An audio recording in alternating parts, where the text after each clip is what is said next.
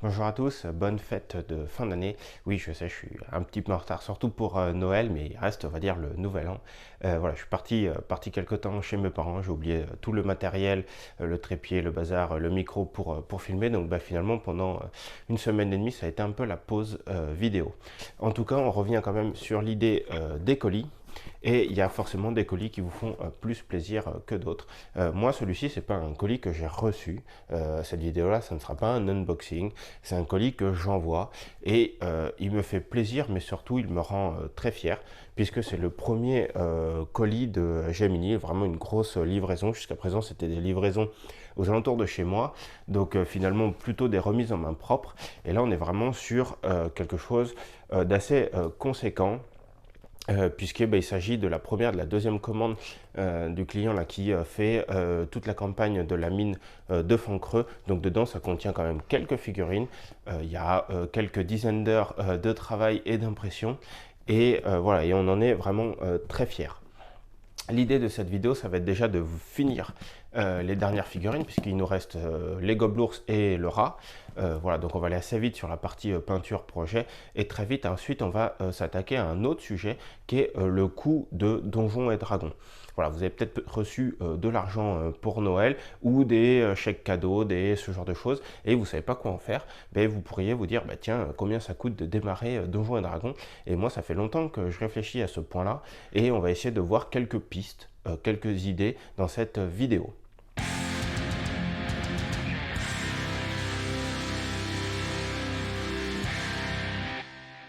Bonjour et bienvenue sur la chaîne Gemini, j'espère que vous allez bien.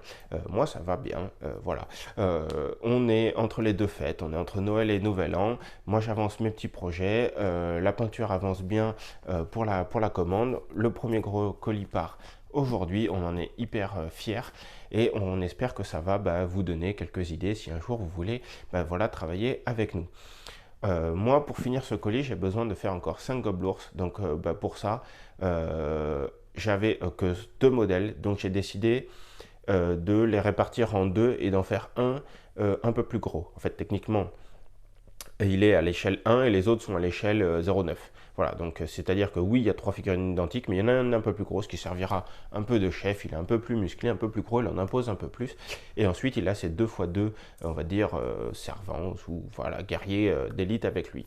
Donc, voilà, donc finalement, schéma de couleur, j'ai pu filmer jusqu'aux couches de base et la préparation des socles, donc j'ai vraiment enchaîné toutes mes couches une par une. J'ai testé pour la première fois la peinture sable de Valero, j'en suis ultra content, j'en avais vraiment marre de celle de Army Painter qui n'accrochait pas. Voilà, en tout cas, moi je suis sur l'ancienne gamme de Army Painter. Je sais que maintenant il y a la gamme Fanatic qui est sortie ou qui va sortir incessamment sous peu. On verra si c'est mieux, mais il y a vraiment certaines couleurs qui n'accrochaient pas. Et moi, la couleur sable me fait perdre énormément de temps. Là, j'étais pressé. J'avais un pot prêt pour ça. Là-bas, je voulais le commencer quand j'avais fini le précédent. Mais là, il n'y a pas photo. En deux couches, j'étais totalement opaque. Là où Army Painter, des fois, avec trois couches, j'étais pas totalement opaque. Voilà. Donc, clairement, moi qui vais devoir peindre un peu plus vite, je pense petit à petit migrer sur une bonne marque de peinture, une meilleure marque de peinture en tout cas, ou une meilleure gamme. La marque n'a peut-être rien à voir avec ça. À ce jour, je ne sais pas trop vers quoi me tourner. Il y a trop de choix. Je voulais vraiment aller sur Valero ou Prince Auguste, qui me semblent être des valeurs sûres, valeurs qui ont fait leurs preuves. Dernièrement, on entend aussi beaucoup parler de AK. Voilà, moi, j'ai jamais pu tester la gamme AK interactive. Voilà, ça me tente aussi. Et il y avait aussi la gamme Green Stuff World qui me fait un peu de l'œil. J'aime bien leur set. Bon voilà. Et du coup, il y a la gamme Fanatic qui est apparue chez Army Painter. J'avoue là être un peu perdu.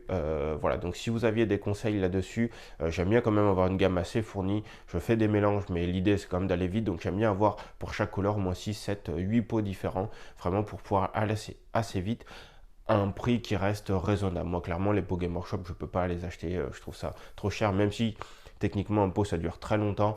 Il s'abîme, il faut s'amuser à les transvaser et tout. J'avoue, voilà, ne pas avoir envie de revenir chez Game Workshop. Donc, si vous avez un conseil sur une gamme de peinture, je suis preneur. N'hésitez pas à me le faire en retour en commentaire et je ferai peut-être une moyenne. Je ferai peut-être, voilà, je sais pas trop.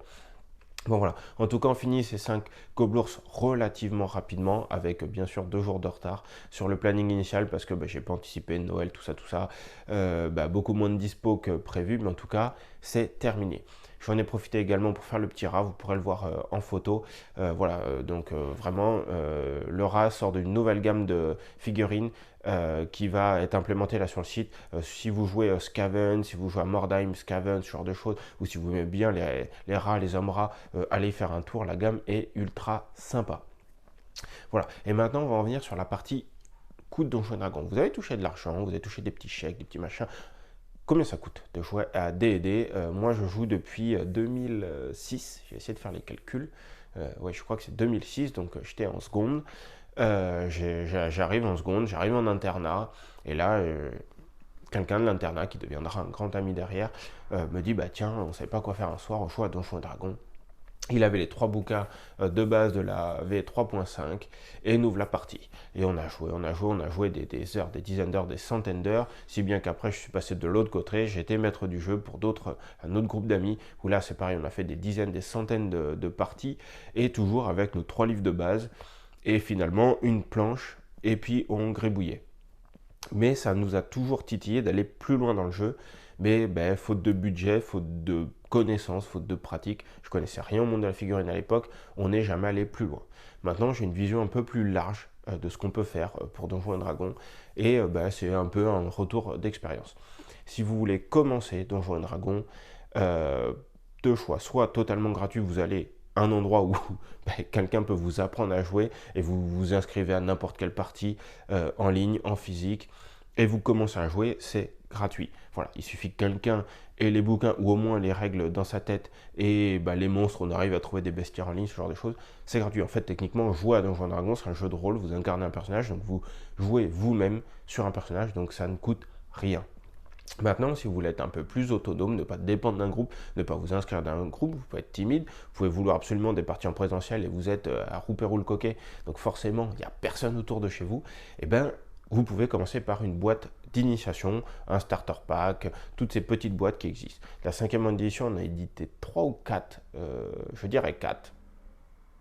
Moi j'en ai 2, j'ai loupé la première, qui est la mine perdue de Fancreux. Ouais, on va dire au moins 3. Il y a peut-être une 4e, peu importe. Si vous avez la 4e qui me manque, n'hésitez pas.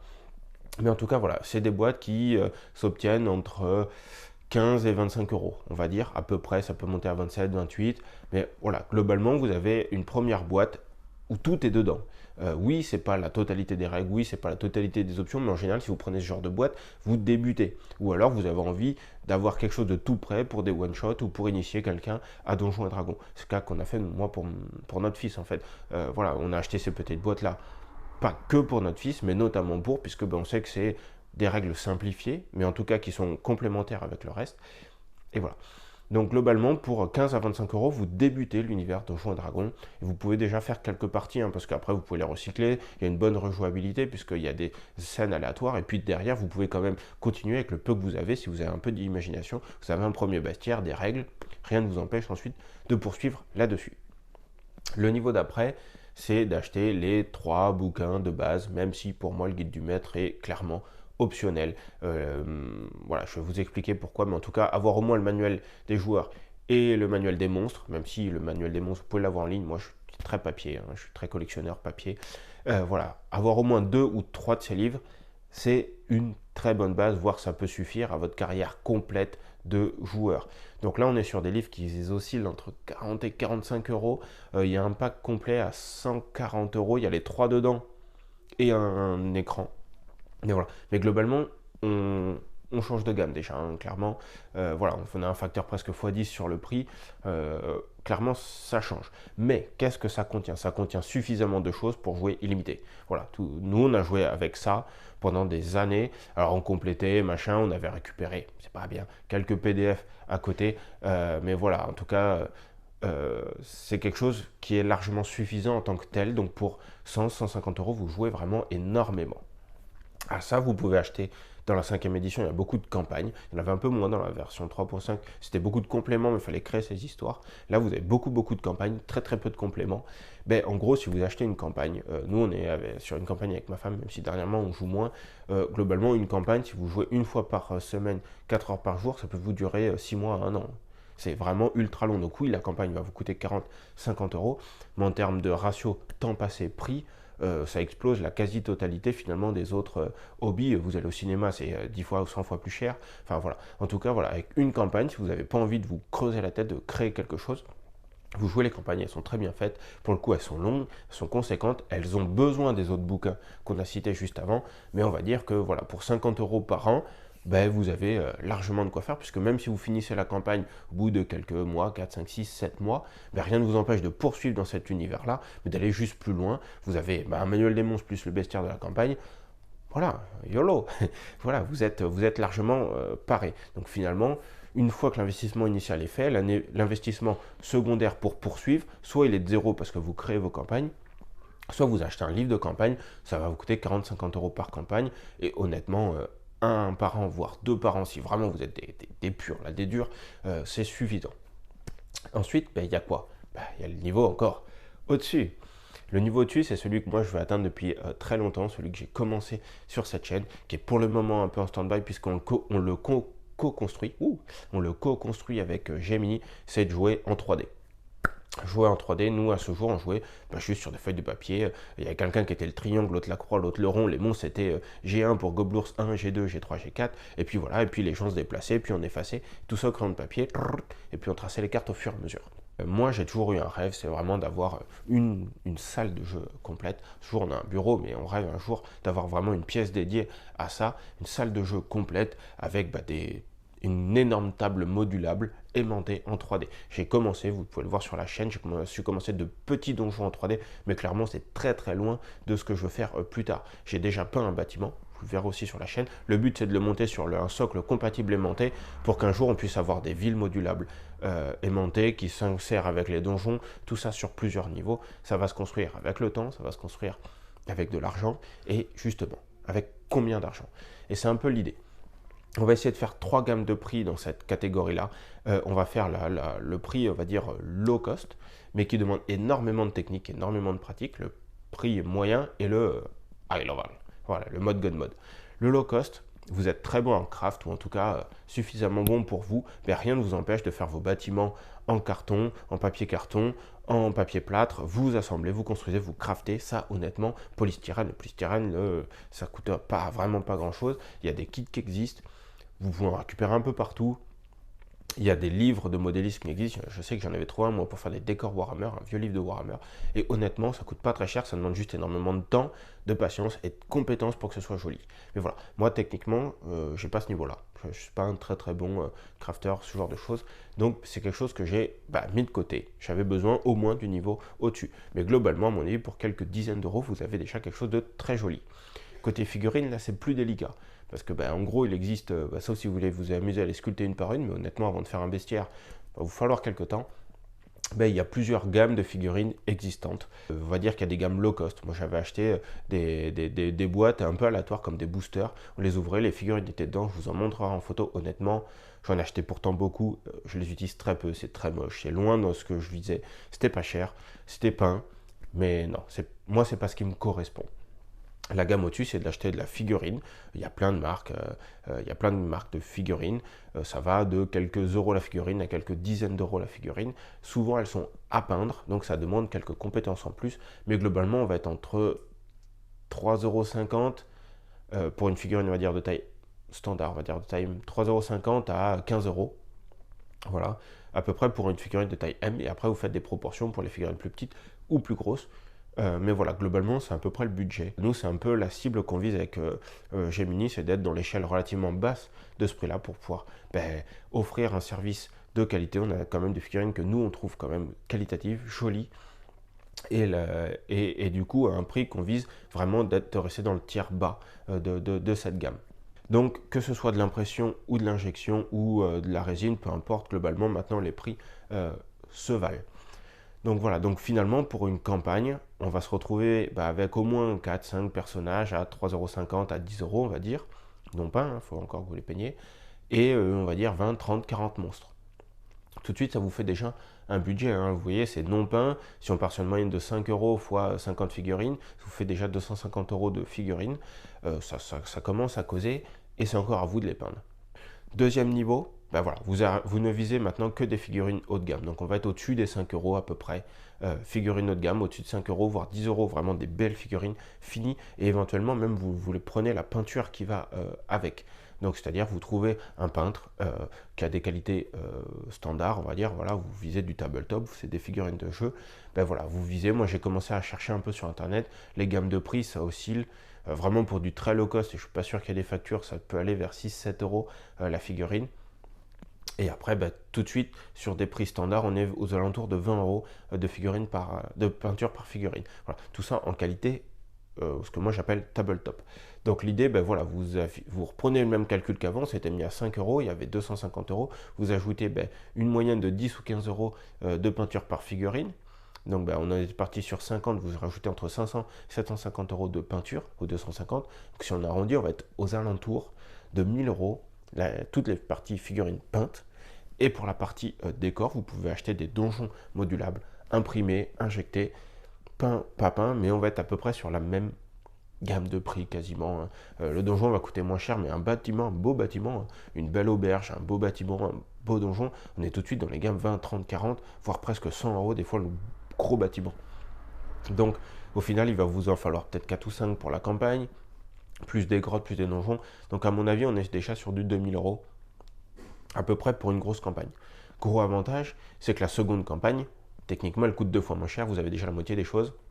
Vous avez déjà beaucoup de monstres, beaucoup de bâtiments. C'est un investissement initial, c'est le monde de la collection, quoi. C'est le début qui est lent, c'est le début qui est dur. Après, il faut se dire que ça sert à rien de viser une table finie tout de suite. Moi, vous voyez, ça fait un an que j'ai commencé, j'avance à mon petit rythme, j'imprime mes trucs, je fais, j'ai une première grotte extérieure, un premier début de donjon intérieur, j'ai un petit bâtiment. Tout ça, je vais le relier au fur et à mesure. Et après, j'ai essayé de rechercher vraiment le high level. Ce que vous pouvez avoir de mieux dans le milieu, c'est de se faire des choses soit sur mesure, soit des figurines sculptées sur mesure, imprimées sur mesure, mais via des modèles 3D que vous avez fait faire, ou même sans aller jusqu'à là, vraiment prendre le plus haut à chaque fois des gammes en termes de qualité et en termes de peinture. En termes de peinture, honnêtement, j'ai eu du mal à trouver les prix vraiment des gros peintres.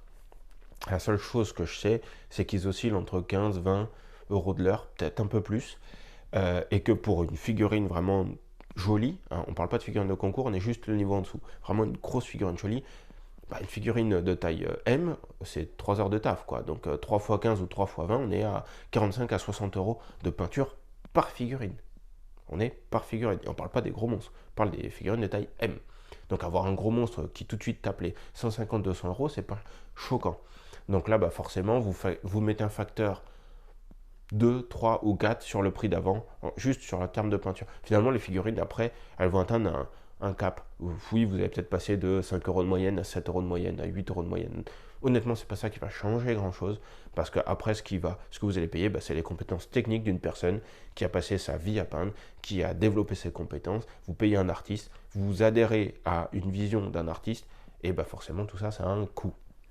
Donc là, tout de suite, on est sur des budgets 5-10 000 euros, je dirais, pour avoir quelque chose, voilà, ce qu'on pourrait peut-être voir à la télé sur les gros actual play. On est peut-être sur ce genre de choses et encore. Mais voilà, là, vraiment, on dérive. Peut-être que vous, c'est quelque chose sur lequel vous visez. Moi, clairement, je vise la gamme en dessous et j'échange du coup la grosse partie coût contre mon temps, même si j'ai pas la prétention d'avoir des compétences très élevées. En tout cas, je fais de mon mieux et c'est là-dessus que moi, je vais me baser. Finalement, mes coûts à moi, ça sera de la matière, ça sera les imprimantes et énormément de mon temps. Mais par contre, j'aurai peut-être tout fini dans quelques années. Qui sait, on verra bien. Voilà, j'espère en tout cas vous avoir donné quelques idées pour commencer. Si vous commencez ou si vous investissez un peu dans Donjons et Dragons avec cette vidéo, n'hésitez pas à me mettre en commentaire ce que vous allez acheter. En tout cas, moi je vous souhaite une bonne fin d'année 2023. On se retrouve en 2024. J'ai des projets plein la tête. Vraiment, on fera un petit bilan de ce que j'ai fait, pas fait. Finalement, j'ai peu fait de mes objectifs, mais on a fait tellement d'autres choses à côté que ça méritera peut-être une petite vidéo. Voilà, je vous remercie. Encore une fois, n'hésitez pas à vous abonner, à liker la vidéo. C'est très important pour mon moral. Et plus mon moral est bon, plus je vais vite et plus je peux vous fournir du contenu. Je vous souhaite de bonnes fêtes et je vous dis à la prochaine. Bye bye.